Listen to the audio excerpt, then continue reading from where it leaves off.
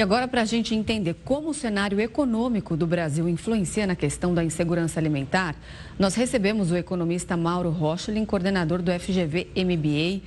Boa noite, professor. Seja muito bem-vindo ao Jornal da Record News. Boa noite, Renata. Boa noite, Rafael. Boa noite, pessoal de casa. Boa noite.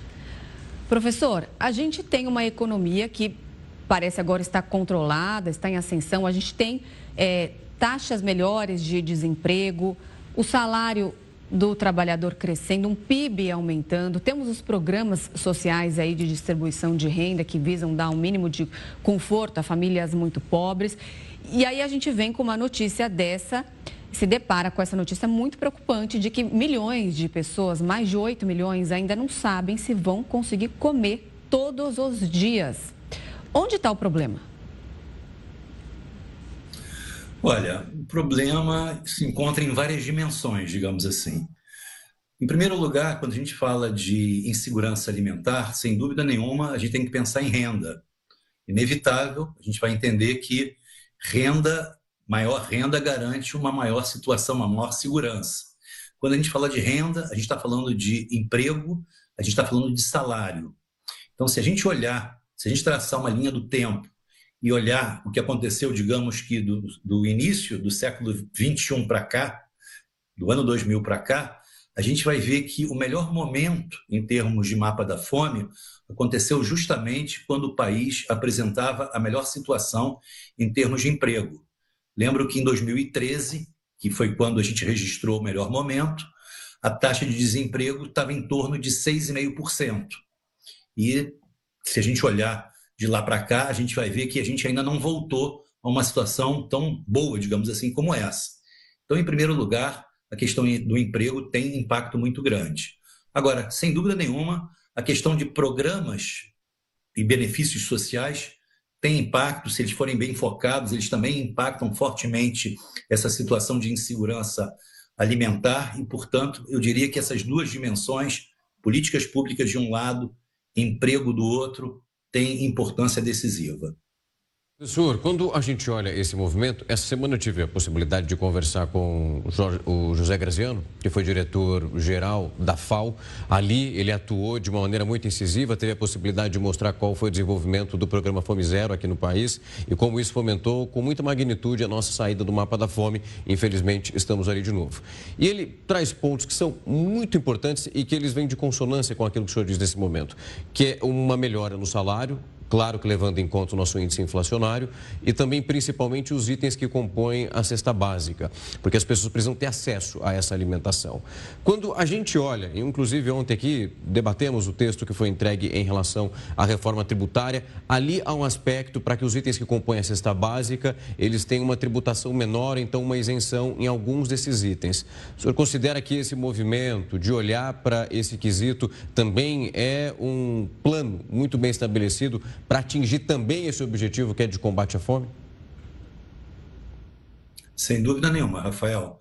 Quando a gente está falando de reforma tributária, ontem o governo encaminhou ao Congresso a sua proposta de regulamentação, e quando a gente vai ver aqueles setores que vão merecer redução de imposto, e mais especificamente imposto zero, a gente olhar para a cesta básica, a gente está falando de uma medida que tem impacto direto sobre o mapa da fome. Se a gente está falando de imposto zero, a gente está falando que aquela população de menor renda vai ter acesso à alimentação de forma mais barata.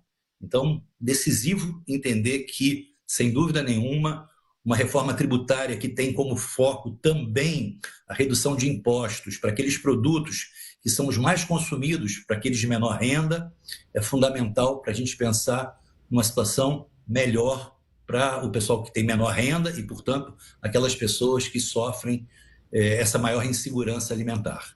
Professor, só um outro ponto para emendar, já para passar para a Renata, para a gente continuar essa discussão. Só que quando a gente olha para esse texto de ontem, é um tempo um pouco mais lento para que nós consigamos colher o resultado disso, né? Vai ser algo que não é para agora, inclusive. É verdade. E para agora, o que a gente poderia pensar de mais imediato seria, sem dúvida nenhuma, políticas macroeconômicas, por exemplo, a política fiscal, que favorecesse mais diretamente e mais rapidamente aquela população de menor renda. Então, se a gente falar de programas que têm impacto direto sobre a renda dos mais pobres, por exemplo, Bolsa Família, o próprio reajuste do salário mínimo, isso, sem dúvida nenhuma, no curto prazo, é o que exerce maior impacto sobre o mapa da fome. Então, a gente procurar políticas públicas com maior foco naquela população de menor renda é a receita para que no curto prazo a gente tenha um resultado melhor. Professor, um outro ponto aqui que eu estava refletindo, o ano passado a gente falou aqui inúmeras vezes que o agro bateu recorde, tanto que impulsionou o nosso PIB.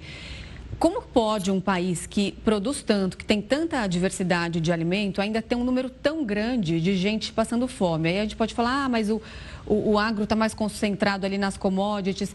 A gente poderia ter algum tipo de política pública que incentive o trabalho e a renda de pequenos agricultores? Isso também ajudaria nesse sentido? Olha, você chamou a atenção de um ponto importante. Quando a gente fala de agronegócio no Brasil, e o agro realmente é um setor um dinamismo muito grande, a gente vem vendo safras registrando recorde atrás de recorde, mas se a gente olhar bem, o agro hoje, quer dizer, o grande volume de produção está em cima de soja e está em cima de milho. E não é só isso que certamente faz com que uma cesta básica tenha preços mais acessíveis. Então, a gente pensar em políticas públicas que também privilegiem outros tipos de cultura que não só a soja. Soja é um produto de exportação, sem dúvida nenhuma, é um produto que é muito visado em termos de benefícios econômicos, em termos de benefícios fiscais, mas outras culturas, como por exemplo o feijão, como o arroz, também mereceriam o mesmo tipo de atenção, o mesmo tipo de privilégio, entre aspas, que a soja e o milho merecem.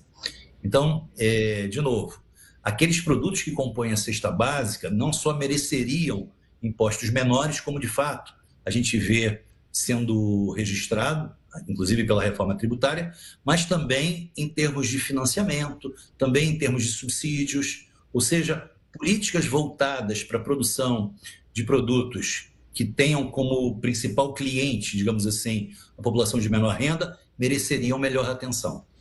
Professor, muito obrigado pelo tempo, a disponibilidade e a explicação para falar de um levantamento que é extremamente importante, nos ajuda a olhar um pouco para o futuro e entender quais são as pautas e as políticas públicas que precisam ser trabalhadas com urgência, nesse caso, porque a fome é um clichê, mas ela não espera. É doído, literalmente, esse processo. Então, é preciso encontrar uma solução o quanto antes. Muito obrigado, professor. Prazer estar com vocês, um abraço a todos. Até mais, professor.